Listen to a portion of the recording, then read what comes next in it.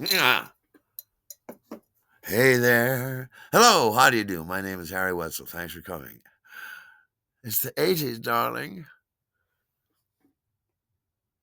Absolute never forever. A true story of life and love and death in the 1980s. Manhattan. Stave 2. November 1983 to April 1985. In which I almost get killed. Less base the fear of death than the fear of life. Edward Young. November 1983. It's November 28th, 1983. It's Monday, November 28th, 1983, a gloomy Monday morning, and I almost just got killed. Yeah. I've been out of work for 3.5 weeks, almost a month now, and that's a long time in Manhattan to not be drawing a paycheck. It's terrifying not having a job in Manhattan. You know the wolves are just a few paces behind you at any given moment.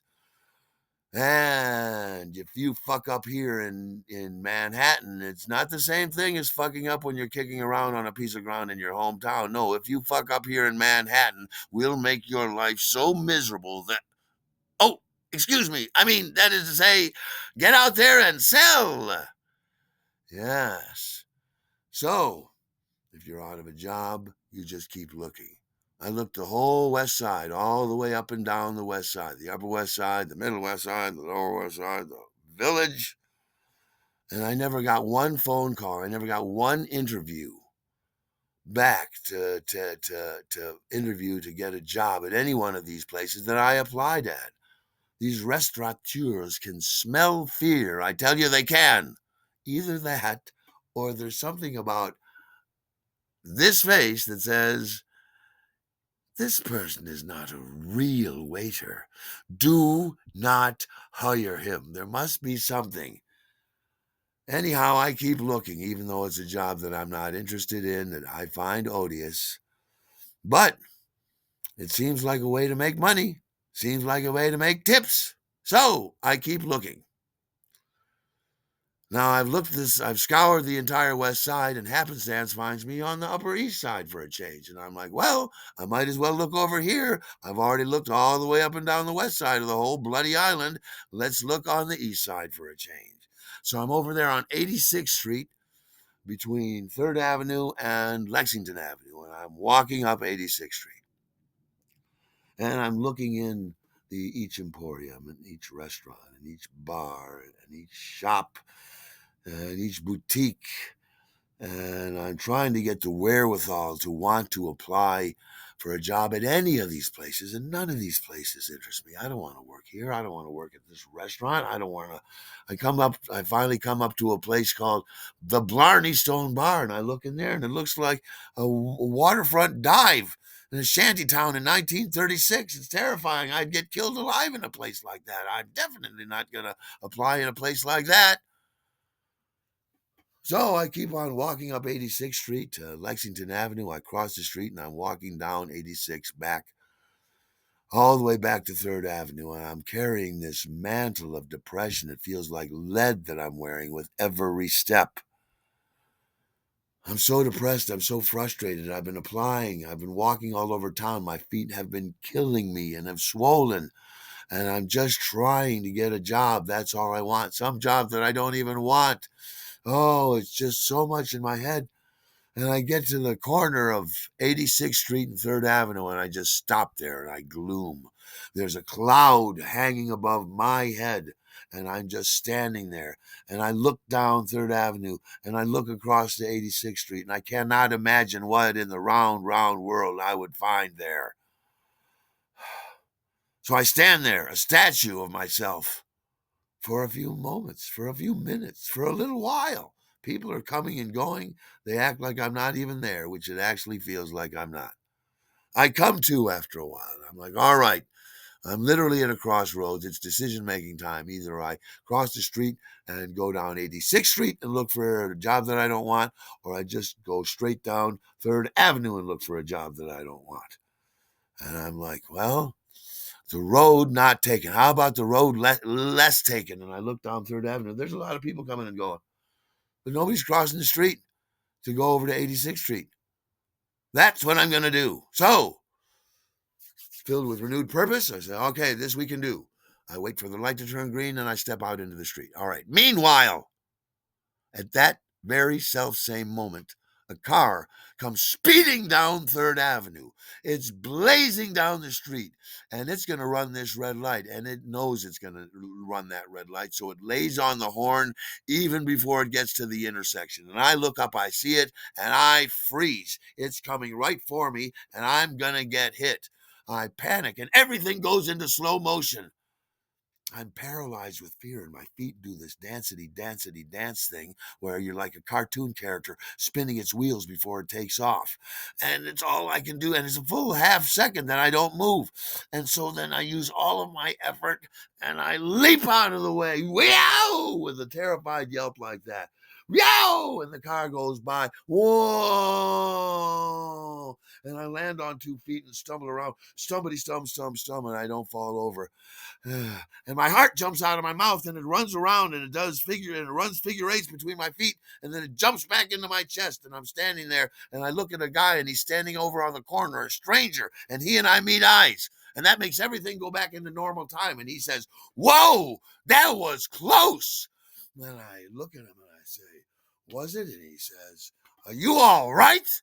And I say, "I think I saw my whole life pass before my eyes." And he said, "Yeah, me too. That guy was crazy. You almost got killed." And I'm like, "Shit, I almost got killed." And he said, "Well, look at it this way. You're going to have a lucky day. You ought to buy a lotto ticket." And I'm like, "Well, yeah, yeah, thanks." And he goes, "Well, all right, good luck." And poof, he was gone. And I'm like, "Yeah, well, all right. Good luck." And I'm standing there. My heart is still pounding. Adrenaline is still coursing through my veins. I still got that shocky feeling all over me. And I'm just standing there. And I get an impression of my godparents, uh, Melba and Howard. And what are you guys doing here? Anyhow, I look back and I realize that when I made that leap and I made that yelp, my life did pass before my eyes. I saw the whole thing in a series of flashes. I saw the whole thing laid out like a story. I saw the whole thing. It only took a second, and it went like this. I am born. It is October 7th, 1959. 12:12 a.m. on a Wednesday, and the moon is waxing crescent. Yes, I am on the 5th floor of the Oakwood Hospital, and it is October 7th, 1959, the very first day that Earth humans saw the far side of the moon. It was the Russians who did it. They sent up a satellite, the Luna 3. It orbited the moon, and they took photographs of the far side of the moon. That's when Earth humans first saw those images, on the very day that I was born. Yes! Also on the very day that I was born, Bobby Darin was singing Mac the Knife, and that was the #1 hit song in America. Yes! All right. Wait a minute. What do you mean, Wednesday's child is full of woe? Yeah, remember that little ditty of a poem? Oh, great. Just born and already set up to be depressed. Doomed to be doomed. Whoever wrote that poem must have been kind of an asshole. I grew up in a family of 6, 2 parents and 4 children. 2 of the children were terrible people. 2 of them were nice. I was one of the nice ones, as was my sister Susie. Yes, my parents, Patricia and Harry, were lovely people, but they were flawed. They were deeply flawed, and they fucked up. I felt loved. They did their very best, but they still fucked up, like so many well-meaning parents. It was a classically functioning, dysfunctional family. Yes. When I was 8 months old, my despicable elder male sibling was punching me in my crib, and he punched me and gave me a black eye from punching me in the face.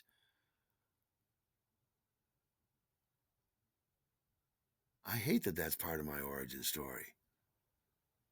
Oh, and he was just getting warmed up. He planned on beating me for my entire childhood. Oh, which he did, by the way. Anyhow, it wasn't all beatings on Lafayette Street. Sometimes we did have fun. I lived on Lafayette Street, and it seemed idyllic. All the parents drank together, and all the kids played together. All the parents had neighborhood parties, and all the kids played hide and go seek and all sorts of other sidewalk games. Yes. Did you ever play hide and go seek? How do you determine who's it? Well, you put your foot in. You remember? First of all, you gather in front of somebody's porch. It's called ghoul, which is like the goal or the home base. It's called ghoul, and that's the safe place that you can touch. Anyhow, everybody gathers in front of ghoul and puts their foot in, and the sayer goes around and has a series of rhymes. Bubblegum, in a dish. How many pieces do you wish? And somebody says seven. You say 1, 2, 3, 4, 5, 6, 7, and out goes you. And that's how you winnow it down. And there are many different rhymes. Engine number 9, going down Chicago line. If the train falls off the track, do you want your money back? Yes, why? Yes, well, yes, and out goes you.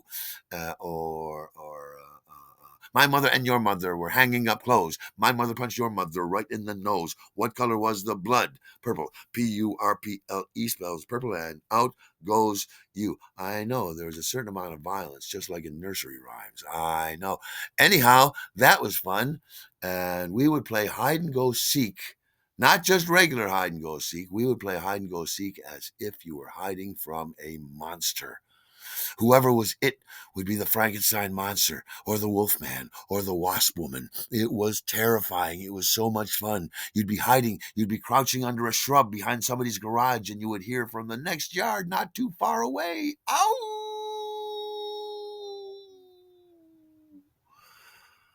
The Wolfman was getting close. It was utterly terrifying and so much fun. Yes. I remember my very first nightmare. I was in the nightmare. I was standing on Lafayette Street looking up the street, and I saw a flying saucer, and it was levitating its way out of the neighborhood, and it was doing it sort of in a rhythmic, because there was sort of music in the background of the dream, and the flying saucer was moving too rhythmically to the music. It sounds a little silly, but it was terrifying because I knew that flying saucer was going to come back. And so I looked down the other direction down Lafayette Street, and I saw what the flying saucer had left. And I knew that there were going to be more. They left a dinosaur. There was a brontosaurus walking down Lawrence Street at the end of the block there, and I could see its gray-green skin glistening under the streetlight. It was terrifying because I knew that there were more flying saucers, and they were all going to be bringing these alien dinosaurs as well. This was just the beginning of the invasion. Yes, terrifying. When I was very young, my godparents, Howard and Melba, were both killed in a terrible car wreck, automobile accident. My parents were very deeply affected by that. And I always wondered if Melba and Howard hung around and watched over me or not. I'm not sure, but every now and then in my life I had close calls, and immediately afterwards I'd get this feeling that they were hanging around or nearby. Hey! Just like today when I almost got killed by a car. Yes. So, Howard, Melba, where are you? Right. Well, next thing came to school. Yes. And I remember on the first day of school I met my good friend Bobby Wobby, aka Sklodge. That was the first day of kindergarten. And we had a little altercation apparently, but the upshot of the altercation was that we were going to be friends afterwards. Yes. Well, next thing that happened in school was that I had my acting debut. Yes. And I'm going to tell you about that next time.